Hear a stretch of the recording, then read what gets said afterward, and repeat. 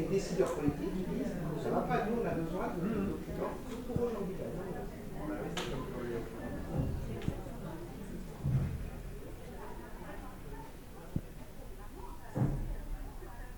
À l'association Litocéan, c'est, je dirais, d'abord une association de gens qui aiment l'océan, la mer, et qui savent que terre et mer sont profondément unis, qu'ils sont en fait un ensemble, et que tout ce qui vient de l'un va à l'autre et réciproquement.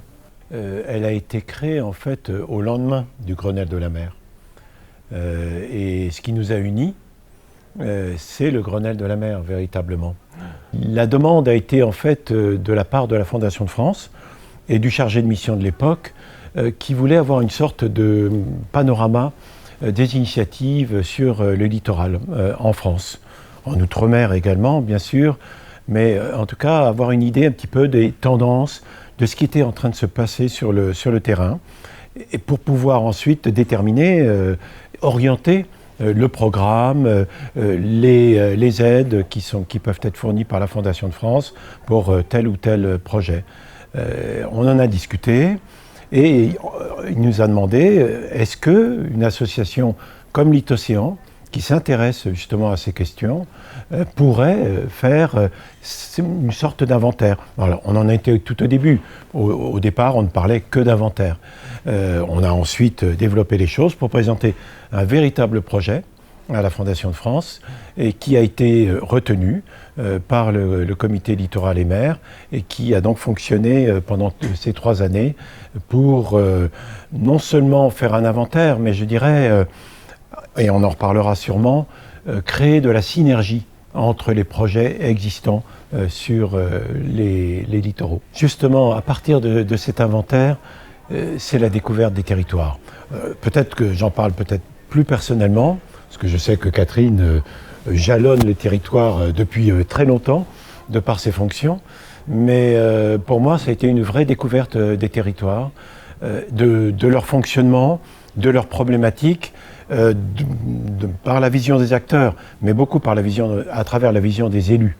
Et toi, Charlotte, tu as permis ça, véritablement, à travers tous les entretiens que tu as faits, petit à petit, vraiment, qui a permis de, je dirais, pénétrer en profondeur dans la perception de ces acteurs sur les territoires. Pour moi, ça a été vraiment la découverte avec un peu, maintenant, je dirais, pas l'apothéose, mais en tout cas le pic que représente particulièrement notre journée d'hier aux Océanes, qui a lieu un peu d'atelier quand même final aussi de terre-mer, et qui, je crois que c'est le principal résultat vraiment de terre-mer, c'est d'avoir eu cette capacité à réunir des projets, des initiatives de territoire qui avaient été identifiées, les acteurs desquels, avec qui tu as beaucoup travaillé sur le terrain, et qui permettent d'entrevoir effectivement, peut-être,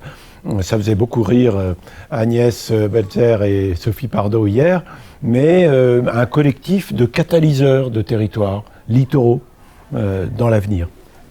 Ça se rattache à mon goût pour la décentralisation. Depuis toute petite, j'ai toujours pensé que les territoires étaient un immense puzzle entièrement différent et que chacun était singulier. Et donc, je me suis intéressée beaucoup aux élus locaux. Et comme j'aimais beaucoup la mer aussi, je me suis intéressée beaucoup aux élus du littoral. J'ai coopéré dès la naissance de l'association des élus du littoral à la vie de l'association. Et c'est évident que les élus du littoral s'intéressaient pour la plupart à la mer, mais pas tous. Et il était extrêmement nécessaire de développer une conscience d'abord de la solidarité entre les littoraux et ensuite d'échanger les exemples d'actions, de perspectives et de problématiques entre les différents littoraux, entre eux. Et du coup, le terre-mer, pour moi, c'était la société civile, une petite société civile, mais qui pouvait servir d'appui et d'appoint à la transformation de la vision du territoire littoral par ses propres élus. En ce moment, bien sûr, il y a les éoliennes en mer, mais il y a bien d'autres choses. Il y a toutes les activités traditionnelles qui existent déjà. Et tout d'un coup, je dirais, au moins l'intérêt, le bénéfice des éoliennes en mer, c'est de faire prendre conscience aux acteurs de territoire que oui, au-delà de la plage, il y a quelque chose. Bon, cette économie bleue dont tout le monde parle, mais ce qui est important ici, c'est vraiment, à mon avis, ce processus d'appropriation.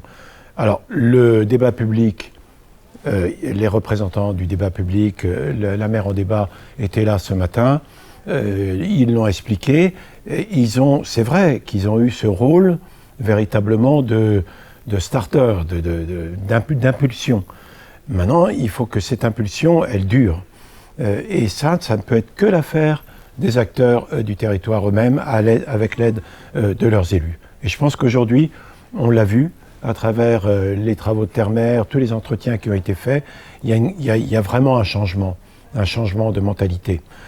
Aujourd'hui, de plus en plus, les élus comprennent aussi qu'il faut qu'ils travaillent vraiment au plus près avec les forces de la société civile, les associations bien sûr, mais il y en a bien d'autres, pour justement trouver ces nouveaux modèles de gouvernance qui feront que, à travers des réseaux, des institutions, quelles qu'elles soient, il y ait ce dialogue vraiment en continu sur les territoires. Pourquoi le littoral est-il envahi plus que tous les autres territoires, plus même que la montagne? J'ai une passion pour le territoire en général, et le littoral est assiégé, c'est presque le mot qui conviendrait, parce qu'il y a cette rencontre terre et mer qui change la manière de voir, et que le débat sur le littoral, il est quasiment naturel, lié au fracas des vagues sur les plages ou les falaises.